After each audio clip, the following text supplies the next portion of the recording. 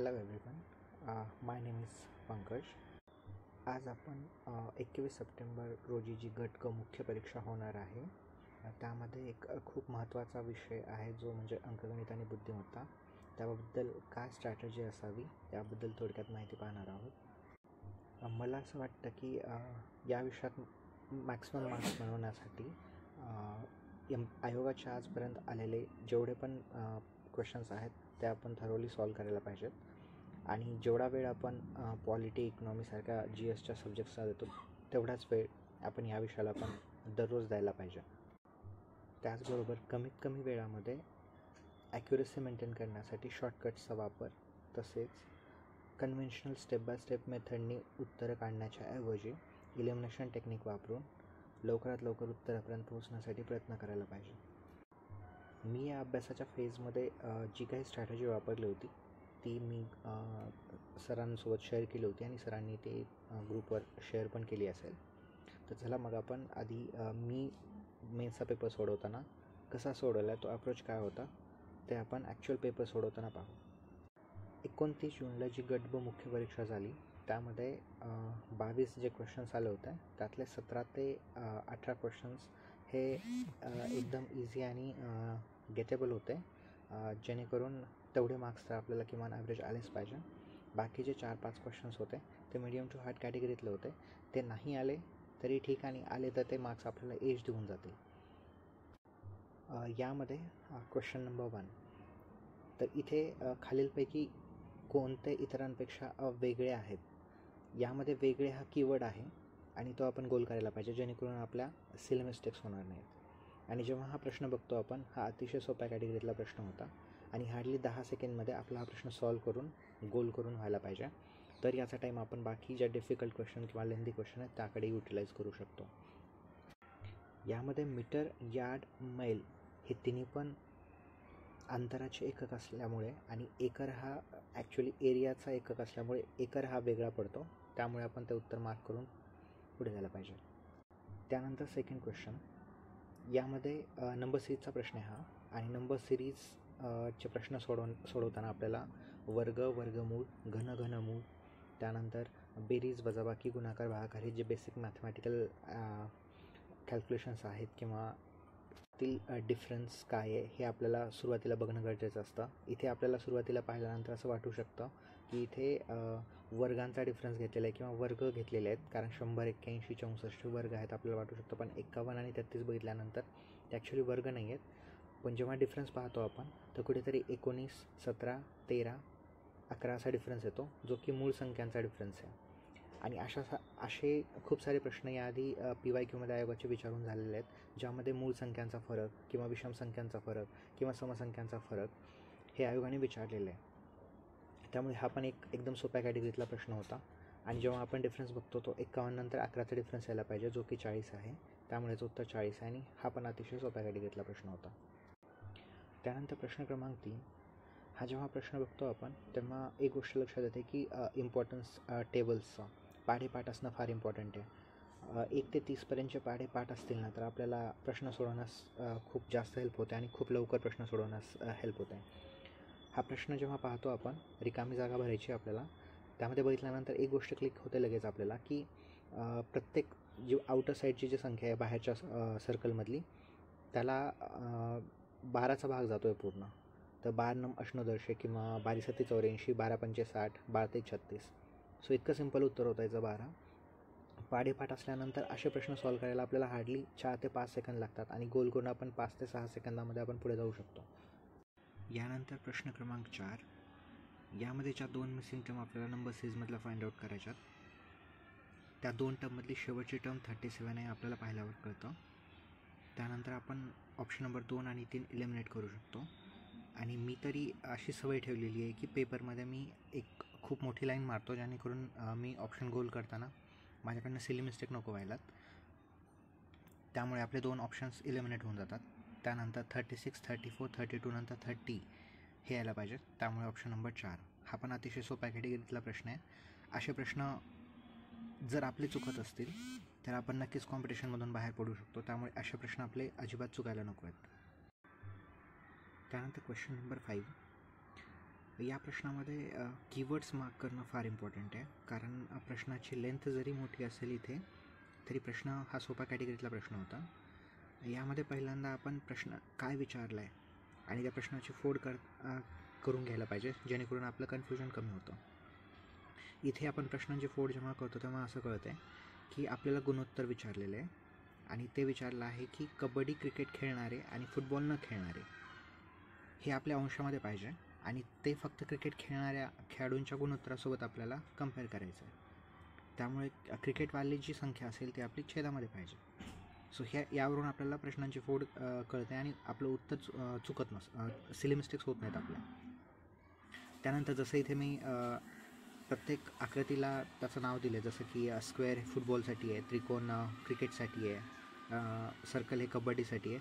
तसं आपण जर मार्क करून घेतलं पेपर सोडवताना तर आपलं कन्फ्युजन कमी होतं आणि आपला रेशो नाही चुकत. सो इथे असं विचारलं की त्यांनी कबड्डी आणि क्रिकेट दोन्ही खेळ खेळणारे परंतु फुटबॉल न खेळणारे, म्हणजे आपल्याला फक्त या ठिकाणी त्रिकोण आणि वर्तुळ या दोघांमध्ये जी कॉमन आहे ती संख्या घ्यायची आणि ती संख्या आहे 7. आणि फक्त क्रिकेट खेळणारे म्हणजे फक्त त्रिकोणात असलेली आपल्याला संख्या घ्यायची आणि ती म्हणजे 14. यावरनं आपला रेशो येतो 7/14 आणि त्यामुळे आपलं उत्तर यायला पाहिजे 1:2. आता इथे आपण अजून एक टेक्निक पण वापरू शकतो की इथे 2 ऑप्शन सहजासहजी आपण इलिमिनेट करू शकतो आणि ते आपण इलिमिनेट करायला पाहिजे.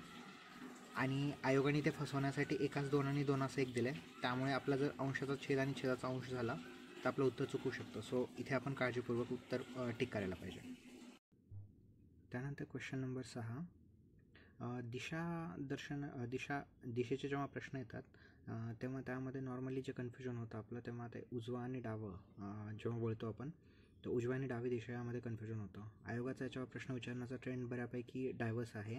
यामध्ये आयोग उत्तर, दक्षिण, पूर्व, पश्चिम सोबतच वायव्य, नैऋत्य, ईशान्य, त्याच्यानंतर डिस्टन्स पण देतं, कधी कधी दिशा पण विचारतं आणि डिस्टन्स पण विचारतं. त्यामुळे या प्रश्नांच्या उत्तरापर्यंत जाण्यासाठी आपल्याला आवश्यक सराव घरी आपण एक स्ट्रॅटेजी बनवणं गरजेचं आहे घरी सराव करताना, ज्यामध्ये की आपल्याला दिशेमध्ये कन्फ्युजन नाही होणार.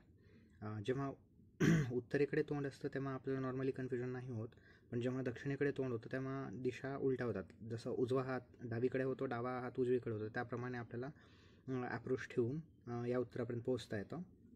यामध्ये पायथागोरसचा थेरमचा जास्त वापर होतो ॲक्च्युअल. आणि इथे प्रश्न असा विचारला की त्यांनी आपल्या मूळ स्थानापासून किती अंतरावर आहे, हा मेन प्रश्न आहे. त्यामुळे पहिल्यांदा तो अंडरलाईन करून घ्यायचा आणि खाली कच्च्या कामासाठी जागा त्या ठिकाणी मी तो सोडून पण दाखवला आहे. आणि नॉर्मली आयोग संख्या पण बदलत नाही, म्हणजे 12, 13, 5 हे अशा संख्या असतात आणि त्यावरच आयोग फिरून प्रश्न विचारतो. त्यानंतर क्वेश्चन नंबर 7 हा या 22 क्वेश्चनमध्ये असलेल्यापैकी सर्वात मोस्ट डिस्कस्ड किंवा सर्वात मोस्ट कन्फ्यूज प्रश्न आहे सध्या तरी. आणि बऱ्याच लोकांनी यावर ऑब्जेक्शन पण रेज केलेलं आहे, पण मला नाही वाटत आयोग याचा प्रश्नाचं उत्तर बदलेल किंवा हा प्रश्न रद्द करेल. कारण का जेव्हा आपण वेन डायग्रामचे प्रश्न सॉल्व करतो तेव्हा हे पाहणं आवश्यक आहे की तिघांमध्ये नातं काय आहे. आता व्यावसायिक वकील आणि न्यायाधीश आपण जेव्हा पाहतो तेव्हा वकील आणि न्यायाधीश हे दोघंही व्यावसायिक हे कॅटेगरीत येतात. त्यामुळे व्यावसायिक च्यासाठी जो आपण सर्कल वापरणार आहे तो आपला एक आउटसाईड सर्कल असेल सर्वात मोठा, त्यामध्ये वकील आणि न्यायाधीश असतील. मग त्यामुळे काही लोकांना ते उत्तर 1 पण वाटू शकतं, की काही लोकांचं असं पण म्हणणं असू शकतं की वकील आणि न्यायाधीश हे एकत्र येणार नाहीत. पण ॲक्च्युली बघायला गेलं तर वकील हे न्यायाधीश हे वकीलच असतात. त्यामुळे आयोगाने जे उत्तर दिलं आहे 3, जे की मी पण लिहिलेलं आहे, जे की उत्तर मला असं वाटतं की बरोबर आहे, त्यामुळेच उत्तर नंबर 3 यायला पाहिजे. जेव्हा आपण असे प्रश्न पाहतो तेव्हा एकापेक्षा जास्त उत्तरे आपल्याला बरोबर वाटू शकतात, तेव्हा आपण मोस्ट करेक्ट जे आहे ते उत्तर निवडणं जास्त सोयीस्कर ठरतं. आणि इलिमिनेशन टेक्निकचा अशा प्रश्नांमध्ये आपण चांगल्या पद्धतीने वापर करू शकतो. सो त्याच्यानंतर क्वेश्चन नंबर 8, यामध्ये आधी प्रश्न काय विचारला ना, बघितल्यावर आपल्याला एक सिम्पल मॅथमॅटिकल एक्सप्रेशन दिसतं, ज्यामध्ये बेरीज वजाबाकी हे सिम्पल मॅथमॅटिकल कॅल्क्युलेशन वाटू शकतात. पण ॲक्च्युली जेव्हा प्रश्न आपण वाचतो तेव्हा त्यांनी 27th टर्म विचारलेली आहे. जेव्हा 27th टर्म विचारलेली आहे तेव्हा आपण जेव्हा प्रश्न बघतो तेव्हा आपल्याला कळतं की एका विशिष्ट संख्या एका विशिष्ट इंटरवल नंतर रिपीट होत आहेत. जसं 3, 5, 6, 2, 4 या संख्या एका स्पेसिफिक इंटरवल नंतर एक 5-5च्या ड्युरेशन नंतर रिपीट होत आहेत. हे जेव्हा लक्षात येतं तेव्हा आपल्याला, आणि जेव्हा आपण त्या पहिल्या 5 टर्मचं जेव्हा कॅल्क्युलेशन करतो तेव्हा त्याचं उत्तर 0 येतं. यावरून असं लक्षात येतं की एव्हरी 5 टर्मनंतर जे कॅल्क्युलेशन होतं ते 0 येतं आहे.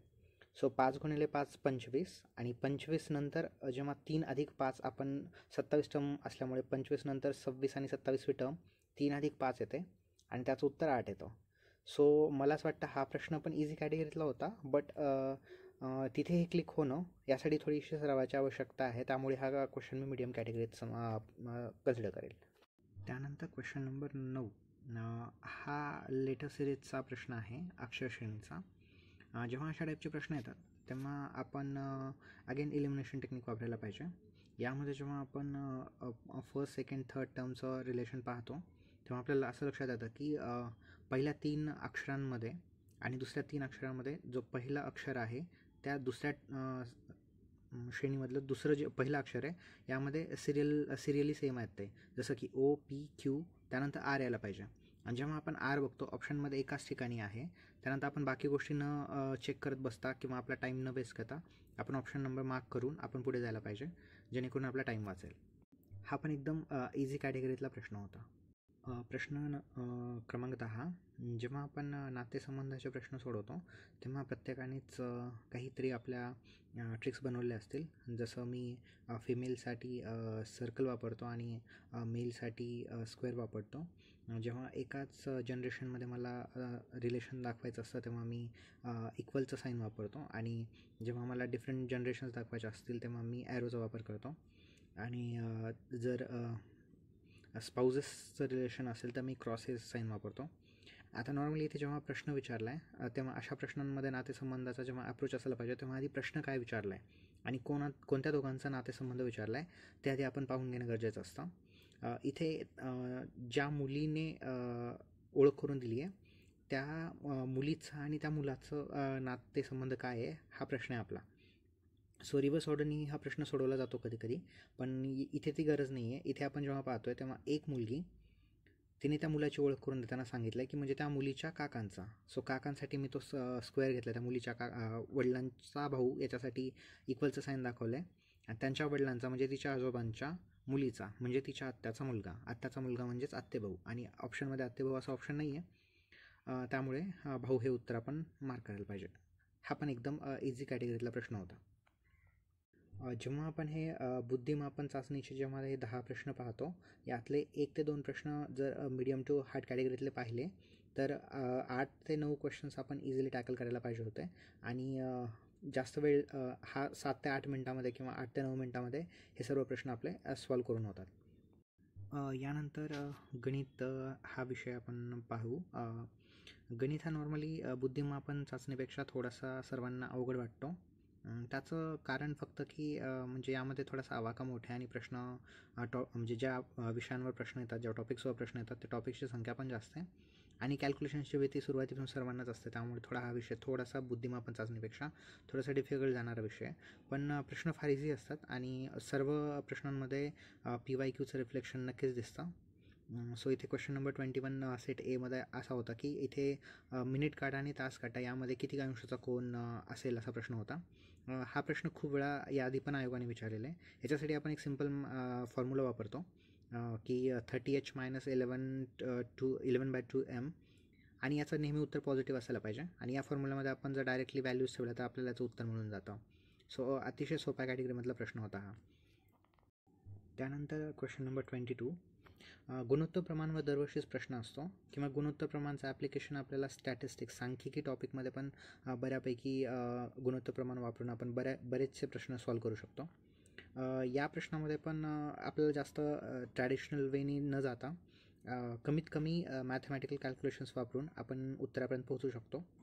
यासाठी पहिल्यांदा त्यांनी असं विचारले की 60 लिटर मिश्रणामध्ये रंग आणि पाणी यांचं प्रमाण दिलेलं आहे आपल्याला, आणि शेवटी जे प्रमाण विचारलं आहे ते 3:5 आहे, आणि आपल्याला फक्त पाणी ॲड करायचं आहे. यावरनं एक लक्षात येतं की रंगाचं प्रमाण आहे तेवढंच आहे, आणि पाण्याचं प्रमाण जे आधी रंगापेक्षा कमी होतं, म्हणजे 3:2 प्रमाण म्हणजे पाण्याचं प्रमाण आधी कमी होतं, ते पाण्याचं प्रमाण आता खूप जास्त प्रमाणात वाढलेले आहे. यावरनं लक्षात येतं की आपले 10 आणि 15 हे उत्तर आपलं असू शकणार नाही. सो आपण ते 2 ऑप्शन्स एलिमिनेट करू शकतो. त्यानंतर 3:2 3:5 जेव्हा प्रमाण होतं तेव्हा आपल्याला एक गोष्ट लक्षात येते की 3 भागांनी हे प्रमाण वाढलेलं आहे पाण्याचं. आणि 3+2 5 आणि जेव्हा 60ला आपण 5ने भागतो तेव्हा 1 भाग म्हणजे 12 असतो, हे आपल्याला कळतं आहे. सो 1 भाग जर 12चा असेल तर 3 भाग वाढलेले आहेत, त्यामुळे 12 ते 36, सो 36 लिटर एवढं पाणी आपल्याला ॲड करावं लागेल. सो हे कमीत कमी मॅथमॅटिकल कॅल्क्युलेशन्समध्ये आपण उत्तरापर्यंत पोहोचू शकतो. त्यानंतर क्वेश्चन नंबर 23, हा बार ग्राफचा प्रश्न आहे. हे प्रश्न फार सोपे असतात, पण आपल्याला त्या क्वेश्चनची लेंथ पाहून किंवा दिलेला डेटा पाहून हा क्वेश्चन आपल्याला लेंदी वाटतो आणि त्यामुळे आपण मोस्टली स्किप करून पुढे जातो. तसं न करता आपण जर प्रश्न व्यवस्थित वाचला तर हा पण प्रश्न फार इझी कॅटेगरीतला होता. नॉर्मली आयोग अशा वेळेस प्रश्न विचारताना 2 शब्दांमध्ये खूप वेळा आयोगाने फसवलेलं आहे. एक म्हणजे प्रमाण किती टक्के जास्त आहे, किती टक्क्याने जास्त आहे किंवा किती टक्क्याने कमी आहे, पेक्षा जास्त किंवा पेक्षा कमी. आणि दुसरा प्रश्न असतो की किती टक्के आहे. जेव्हा पेक्षा जास्त किंवा पेक्षा कमी येतं तेव्हा आपण जे टर्म वापरतो त्याच्या कंपॅरिझनमध्ये वजाबाकी किंवा बेरीज करायला पाहिजे. पण जेव्हा किती टक्के आहे तेव्हा आपल्याला बेरीज किंवा वजाबाकी करण्याची गरज नाही पडत अंशामध्ये.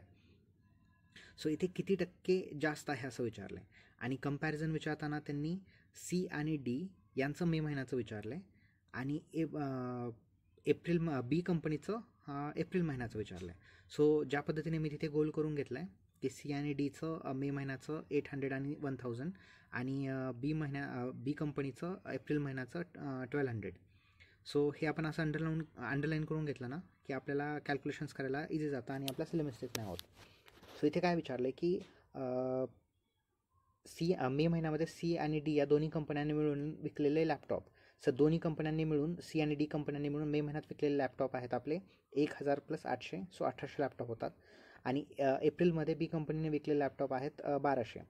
सो हे किती टक्क्यांनी जास्त आहेत जेव्हा असं विचारलेलं असतं तेव्हा बीच्या कंपॅरिझनमध्ये आपल्याला विचारलं आहे, त्यामुळे बीची जी व्हॅल्यू आहे ती आपल्याला छेदात घ्यावी लागेल, जी की 1200 मी छेदात घेतलेली इकडे. आणि 1800 - 1200 करावं लागेल कारण कितीपेक्षा जास्त आहे असं विचारलेलं आहे. सो जास्त असल्यानंतर 1800 - 1200 केल्यानंतर ते 600 होतात. सो 600 / 1200 × 100 केल्यानंतर त्याचं उत्तर आपल्याला 50% मिळून जातो. सो हा पण एक इझी कॅटेगरीतला बट थोडासा लेंदी प्रश्न होता.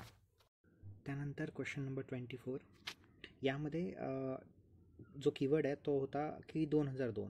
हा हिस्टोग्रामवरचा प्रश्न आहे. स्टॅटिस्टिक्स टॉपिकमधला.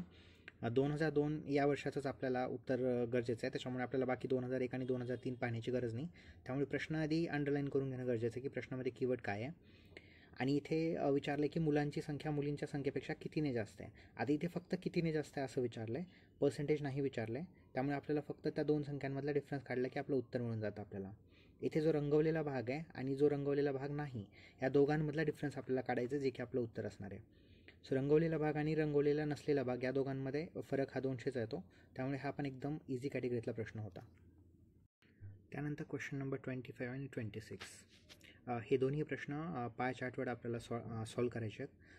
22 क्वेश्चनमध्ये जे 3 ते 4 प्रश्न डिफिकल्ट मीडियम टू डिफिकल्ट कॅटेगरीतले होते, त्यातले हे 2 प्रश्न मी समजतो. आणि जर आपण हे पण प्रश्न आपल्या बरोबर आले असतील तर आपल्याला निश्चितच बाकी मुलांपेक्षा आपल्याला एज मिळू शकतं आणि त्यामुळे आपण कॉम्पिटिशनमध्ये बाकी लोकांपेक्षा पुढे असू शकतो. आता ट्रॅडिशनल मेथडनी जेव्हा आपण ॲक्च्युअल मॅथमॅटिक्स वापरून जेव्हा प्रश्न सोडवायला जातो तर उत्तरं निश्चितच बरोबर येऊ शकतात, बट त्यासाठी आपल्याला कदाचित 1 ते 2 मिनिट लागू शकतात. बट असे प्रश्न जनरली आपण गुणोत्तर प्रमाण किंवा रेशो वापरून सॉल्व केले तर आपण ते इझिली लवकर आणि ॲक्युरेटली सॉल्व करू शकतो. इथे प्रश्न असा विचारला आहे की तांदळाचे प्रति एकरी उत्पन्न गव्हापेक्षा 50% अधिक असेल तर गव्हाचे उत्पन्न तांदळाच्या किती टक्के आहे. सो इथे मुख्य प्रश्न असा आहे की गव्हाचे उत्पन्न तांदळाच्या किती टक्के आहे हे काढायचं आपल्याला. सो पहिल्यांदा जेव्हा आपण उत्पन्नाचा विचार करतो तर त्यांनी असं सांगितलं की प्रति एकरी तांदळाचे उत्पन्न गव्हापेक्षा 50% अधिक आहे. याचा अर्थ जर आपलं तांदळाचे उत्पन्न गव्हाचं उत्पन्न 1 असेल तर तांदळाचं उत्पन्न हे 1.5 असणार आहे, कारण 50% अधिक सांगितलं आहे. सो जर आपण असा रेशो बघितला, सो 1:1.5 होतो, सो तो रेशो मी 2:3 असा घेतला जेणेकरून की माझं कॅल्क्युलेशन सोपं जाईल. सो जेव्हा मी टेबलमध्ये त्याची टॅब्लो फॉर्मॅटमध्ये जेव्हा मांडणी करेल तेव्हा राईटच्या खाली मी 3 लिहील आणि विथच्या खाली मी 2 लिहील. आता सेकंड त्यांनी असं विचारले की सेकंड लँड पाहिजे आपल्याला, जी पाय चार्टमध्ये दिलेली आहे. सो टोटल आपल्याला माहिती असतं की पाय चार्टचं पूर्ण व्हॅल्यू जे असते ते 360 डिग्री असते.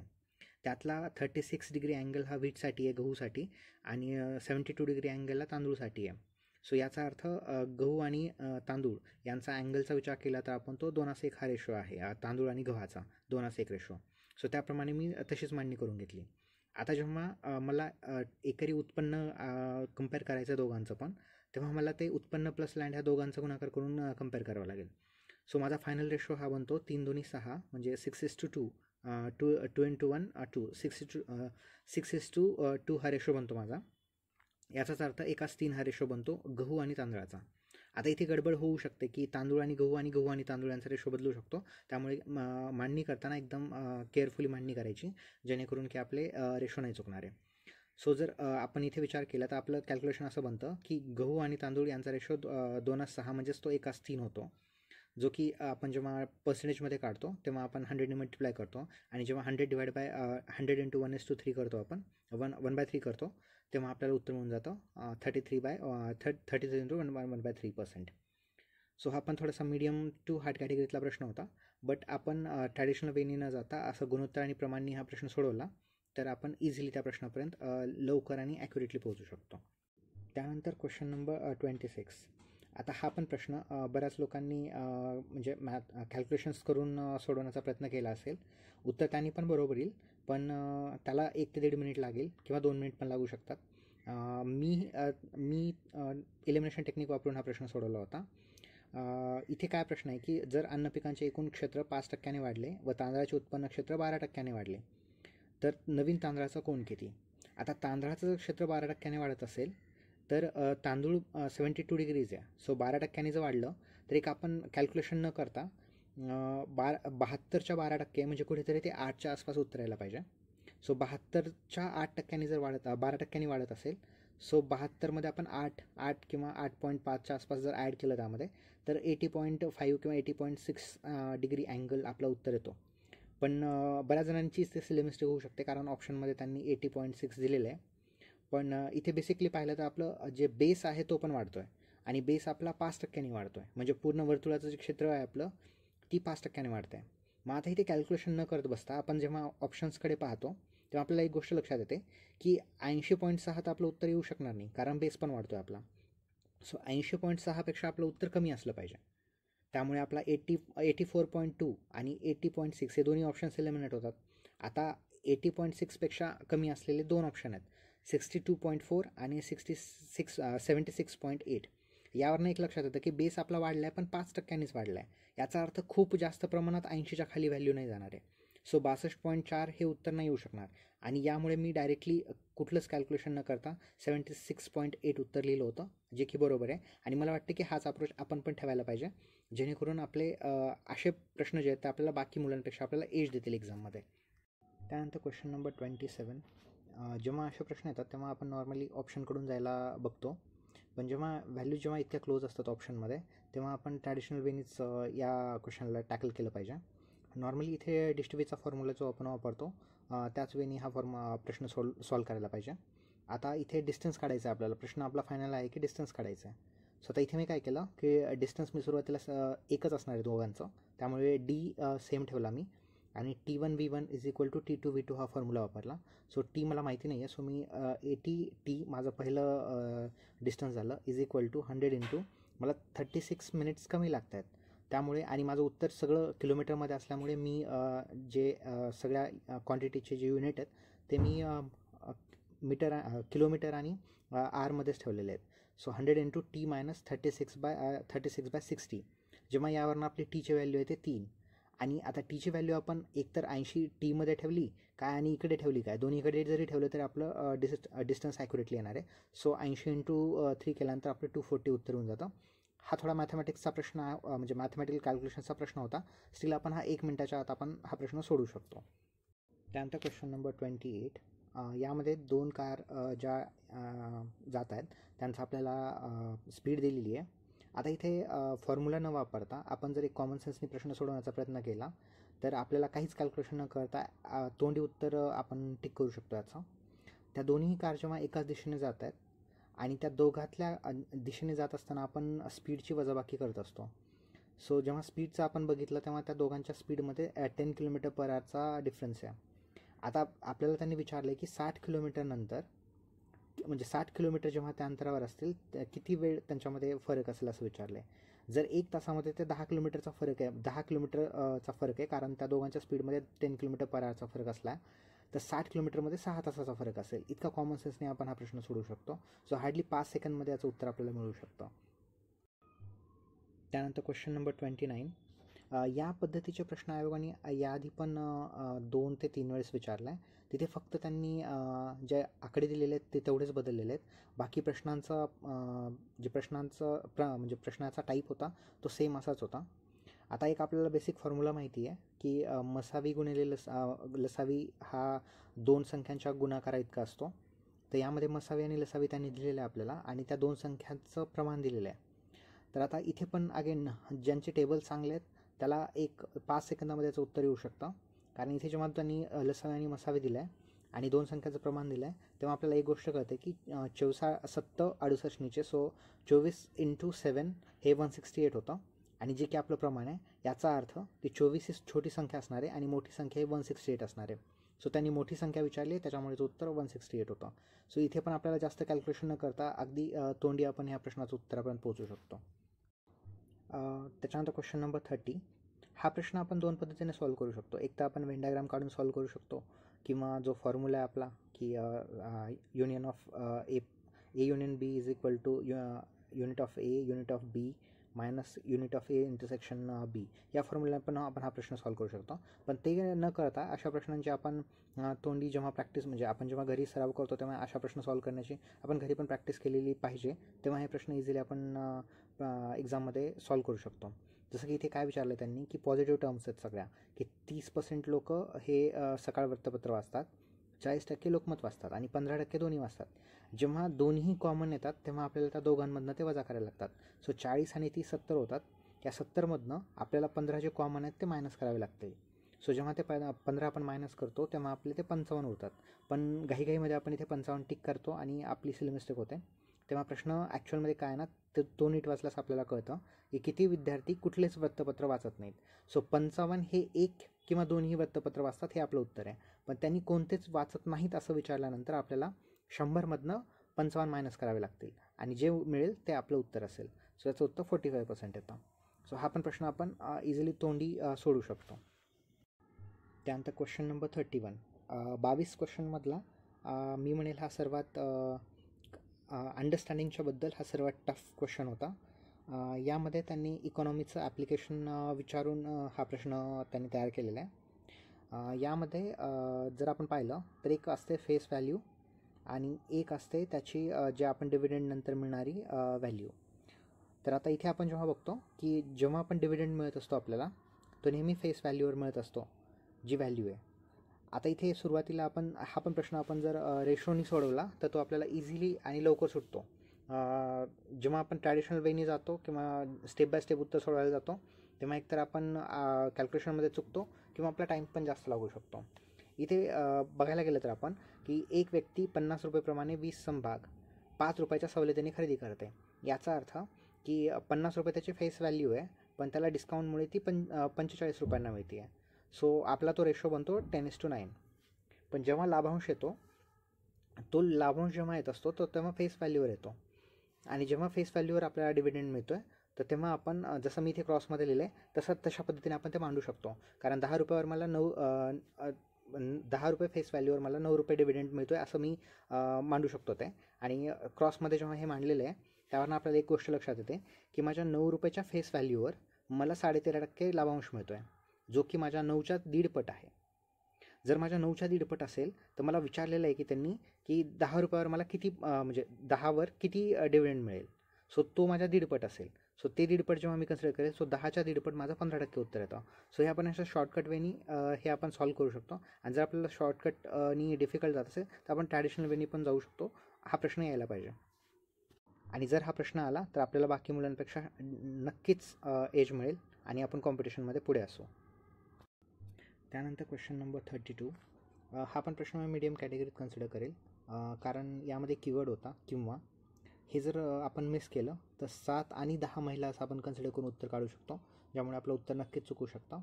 त्यामुळे इथे किंवा हा शब्द असल्यामुळे आपल्याला हा प्रश्न एकदम व्यवस्थित वाचणं गरजेचं होतं.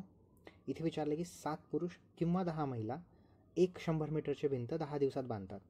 तर 600 मीटरची भिंत बांधण्यासाठी 14 पुरुष आणि 20 महिला यांना किती दिवस लागतील?